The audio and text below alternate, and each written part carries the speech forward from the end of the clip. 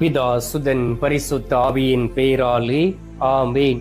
புனித பவுல் கொலேசியருக்கு எழுதிய திருமுகத்தில் இருந்து வாசகம். அதிகாரம் 3 இறை வார்த்தைகள் 12 மற்றும் 14 வரை. நீங்கள் கடவுளால் தேர்ந்து கொள்ளப்பட்டவர்கள், அவரது அன்புக்குரிய இறை மக்கள்.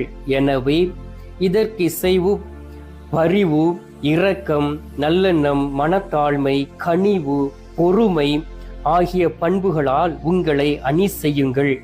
ஒருவரை ஒருவர் பொறுத்து கொள்ளுங்கள். ஒருவரை பற்றி ஒருவருக்கு ஏதாவது முறையீடு இருந்தால் மன்னியுங்கள்.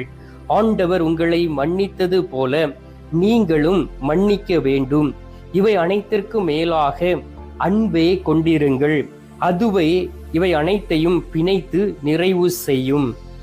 ஆண்டவரின் அருள்வாக்கு. இறைவா, உமக்கு நன்றி.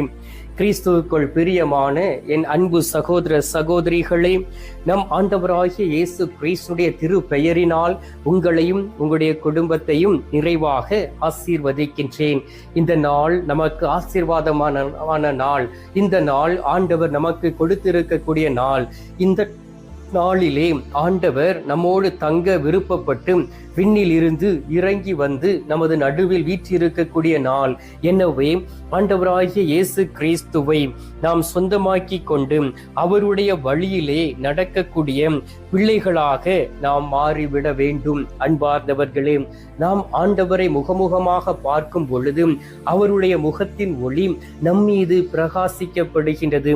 ஆண்டவராகிய இயேசு கிறிஸ்துவை சந்திக்கும் பொழுது அவர் நம்மோடு பேசுவதை கேட்க முடிகின்றது. இந்த அனைத்தையுமே ஆண்டவர் ஜெபத்தின் வழியாகவும் அன்பின் வழியாகவும் மன்னிப்பு நிறைந்த குடும்பத்திலே ஆண்டவர் இதை கொடுக்கின்றார். இந்த காலகட்டங்களிலே குடும்பங்கள் முழுவதும் சிதறடிக்கப்பட்டு இருப்பதை பார்க்க முடிகின்றது. புனித குடும்பத்தை பார்க்க முடிவது இல்லை.